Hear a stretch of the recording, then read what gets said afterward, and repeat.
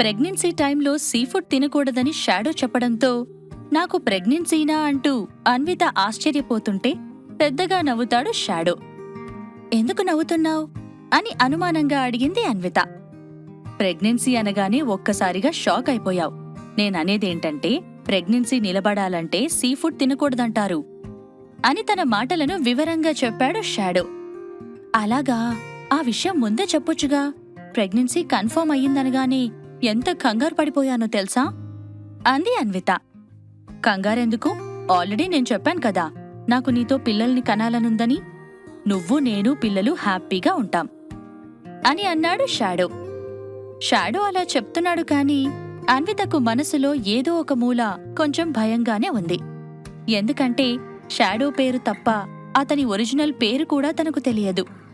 పిల్లల్ని కన్న తర్వాత అందం తగ్గిపోయిందని తనను షాడో వదిలేస్తాడేమోనని ఆమెకు భయంగా ఉంది. అన్విత ఏమీ మాట్లాడకపోవడంతో, అదిగో మళ్ళీ నీలో నువ్వే మాట్లాడుకుంటున్నావు, ఎదురుగా నేనున్నానమ్మాయ్ అని నవ్వుతూ అన్నాడు షాడో.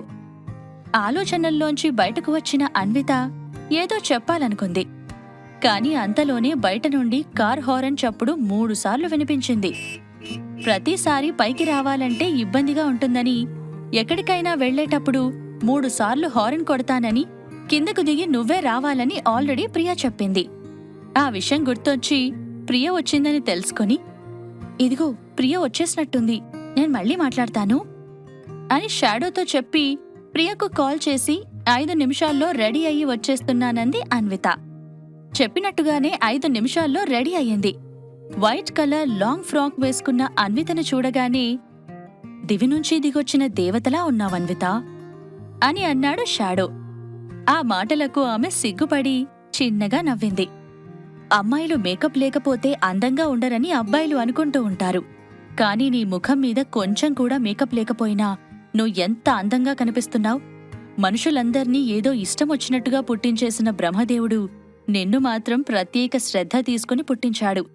లేకపోతే ఇంత అందం భూమ్మీద కనిపించడం అసాధ్యం అని తనలోని కవిని మరోసారి నిద్రలేపాడు షాడో.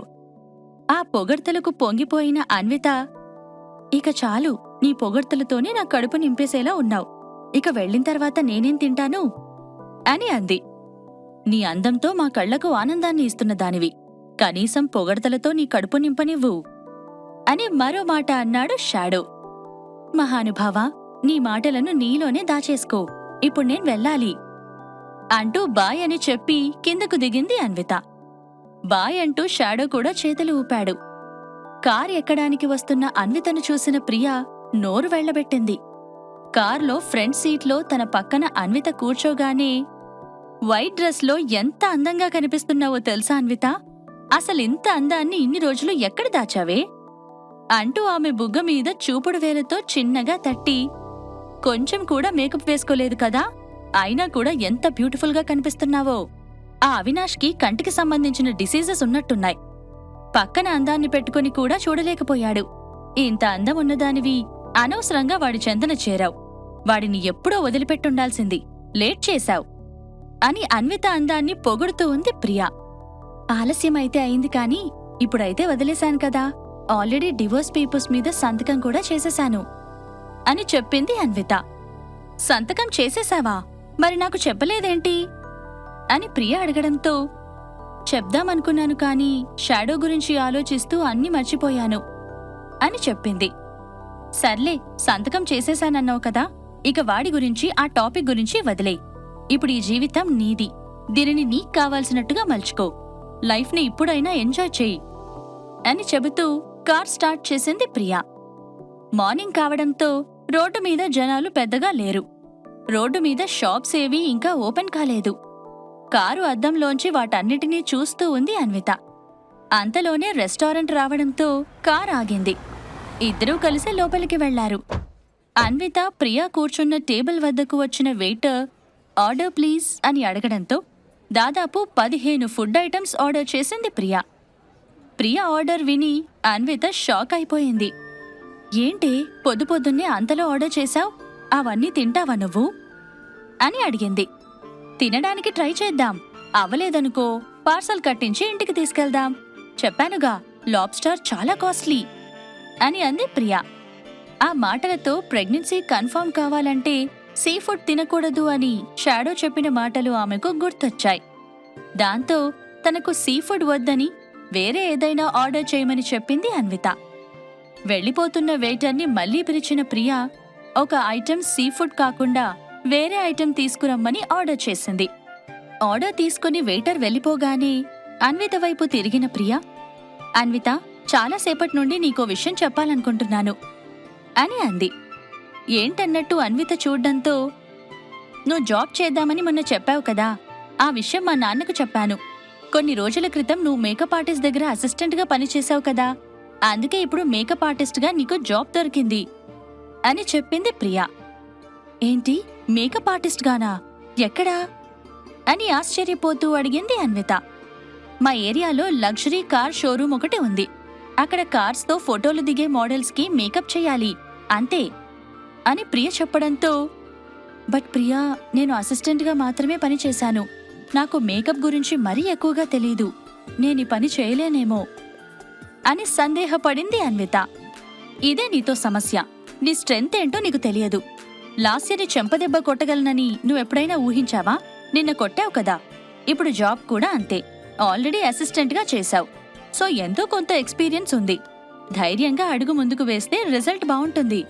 అండ్ ఐ నో నువ్వు చేయగలవు అని ఆమెకు ధైర్యం ఇస్తున్నట్టుగా చెప్పింది ప్రియా. అన్వితకు ఇంకా అనుమానంగానే ఉంది. అదే టైంలో ప్రియ మాటలు ఆమెను ఆలోచింపజేశాయి. నీ స్ట్రెంత్ ఏంటో నీకు తెలియదని ప్రియ చెప్పిన మాటలను షాడో కూడా చెప్పాడని గుర్తు తెచ్చుకుని, నన్ను నేను మరీ చులకనగా చూసుకుంటున్నానా అని మనసులో అనుకుంది అన్విత. ఆలోచనలో పడిపోయిన అన్వితను చూసిన ప్రియా, ఏంటి నీలో నువ్వే మాట్లాడేసుకుంటున్నావు? ఎదురుగా నేనున్నాను, కనిపిస్తున్నానా అని అడిగింది. ఈ మాటలు కూడా షాడో అన్నాడని గుర్తుకు రావడంతో ఆమెకు నవ్వొచ్చింది. తనను ప్రేమగా చూసుకునే ఇద్దరు మనుషులు ఒకేలా మాట్లాడడం వింతగా అనిపించింది. అన్విత నవ్వుతుంటే, ఎందుకు నవ్వుతున్నావే? ఇంతకీ జాబ్ చేస్తావా చెయ్యవా? ఒకే మాటలో చెప్పేసేయ్, నీ ఎక్స్ప్లెనేషన్ అవసరం లేదు అని అంది ప్రియా. జాబ్ చేస్తానని అన్విత చెప్పగానే, మరి శాలరీ ఎంతో అడగవా అని అంది ప్రియా.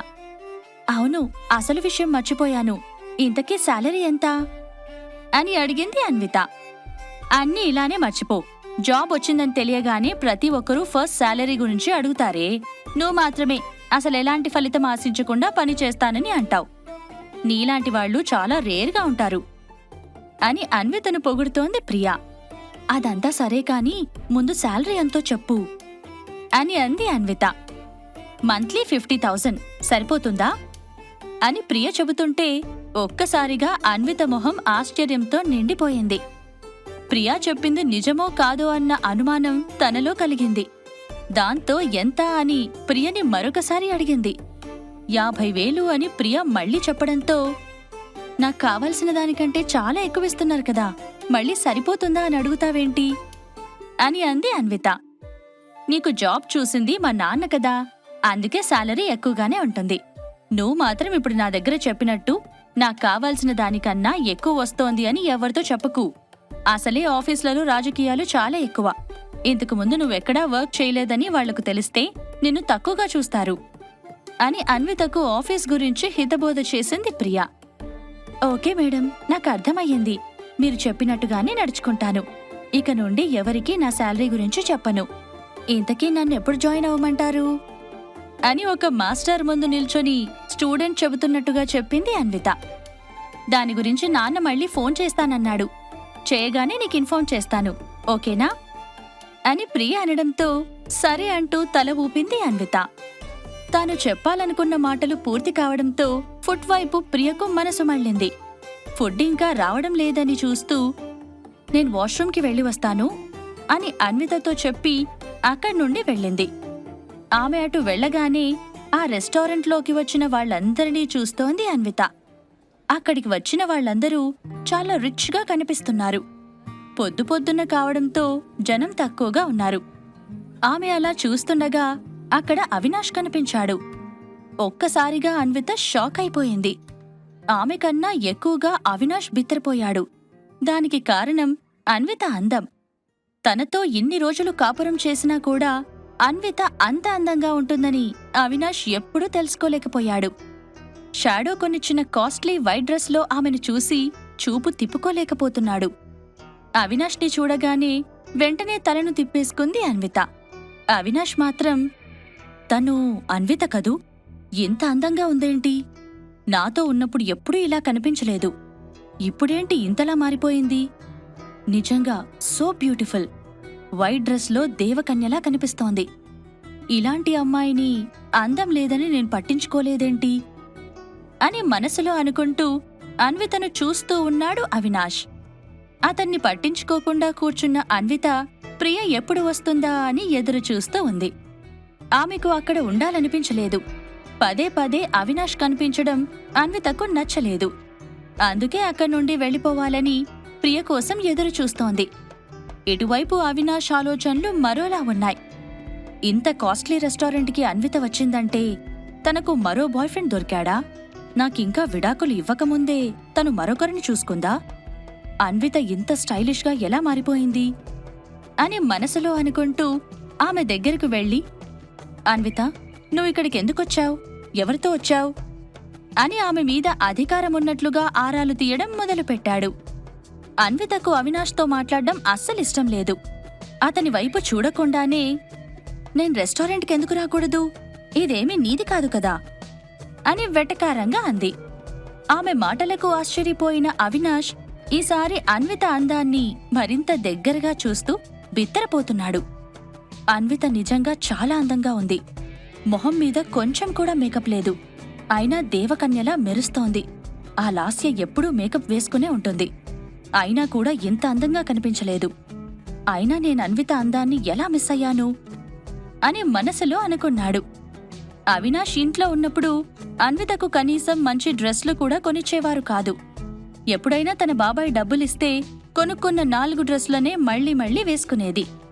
ఇక అత్తగారు ఆమెను నిమిషం కూడా ఖాళీగా ఉండనివ్వకుండా పని చెప్తూనే ఉండేది. సో ఎప్పుడూ పనులు చేస్తూ అలసిపోయి చెమటలు పట్టి ఉండేది. ఇప్పుడేమో షాడో దగ్గర ఆమె మహారాణిలా ఉంటోంది. అడక్కుండానే ఆమెకు కావాల్సినవన్నీ తెచ్చిపెడుతున్నాడు. అన్విత అందాన్ని చూసి ఇక ఆగలేకపోయాడు అవినాష్. అన్విత, నీకేదైనా ప్రాబ్లం ఉంటే నాతో చెప్పు. మనమిద్దరం భార్యాభర్తలం. నేను చేయగలిగినంత సాయం చేస్తాను అని ఆమెతో మాటలు కలపడానికి ప్రయత్నించాడు. కాని అవినాష్ మాటలు అన్వితకు నచ్చలేదు. మనమిద్దరం భార్యాభర్తలమా? డివోర్స్ అగ్రిమెంట్ మీద సంతకం చేసిన తర్వాత కూడా నువ్వు నాకు హస్బెండ్ అవుతావా అని అదో రకంగా అడిగింది అన్విత. డివోర్స్ పేపర్స్ మీద నువ్వు సంతకం చేశావా?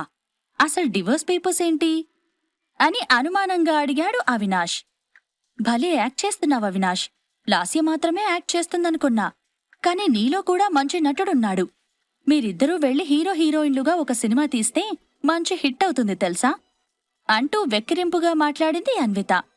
అన్విత, నేను నిజమే చెప్తున్నాను. అసలు డివోర్స్ పేపర్స్ ఏంటి అని కోపంతో అవినాష్ అడగడంతో, నువ్వే కదా ఆ లాస్యతో చెప్పించి మరీ నాతో డివోర్స్ పేపర్స్ మీద సంతకం పెట్టించుకున్నావు. ముందు నువ్వు పేపర్స్ మీద సిగ్నేచర్ పెట్టిన తర్వాతే నేను పెట్టాను అని కోపంగా అంది అన్విత. ఆ మాటలతో అవినాష్ తికమకపడ్డాడు. వెంటనే వేగంగా ఆమె ముందుకు వెళ్ళి, నేనెలాంటి పేపర్స్ మీద సిగ్నేచర్ పెట్టలేదు. అసలు నువ్వు ఏమంటున్నావో నాకు అర్థం కావడం లేదు అని అన్నాడు. అర్థం కావడానికేమీ లేదు. ఇప్పుడు నీ లైఫ్ నీది, నా లైఫ్ నాది. నీతో అన్ని బంధాలను తెంచేసుకున్నాను అని కూల్గా చెప్పింది అన్విత. తెంచేసుకున్నావా? అలా ఎలా తెగిపోతుంది? మనిద్దరం పెళ్లి చేసుకున్నాం, కొన్ని రోజులు కాపురం చేశాం. మధ్యలో చిన్న చిన్న గొడవలొచ్చినంత మాత్రాన మనం భార్యాభర్తలు కాకుండా పోతామా? నువ్వు నా దానివి. ఇంతకు ముందు నేను నిన్ను వద్దనుకున్నాను, కాని ఇప్పుడు నా మనసు మార్చుకున్నాను. నువ్వు నాకు కావాలి, యువర్ మైన్ అని అన్నాడు అవినాష్. ఇప్పుడు అన్విత ఏమంటుంది? డివోర్స్ పేపర్స్ మీద అన్వితతో సంతకం పెట్టించిన లాస్యపై అవినాష్ కోపం తెచ్చుకుంటాడా? ఈ ప్రశ్నలకు సమాధానాలు తెలుసుకోవాలంటే నెక్స్ట్ ఎపిసోడ్ వినాల్సిందే. క్రింద ఇచ్చిన లింక్ ని క్లిక్ చేసి పాకెట్ ఎఫ్ఎం యాప్ ని ఇన్స్టాల్ చేసుకోండి. Stay tune to pocket FM.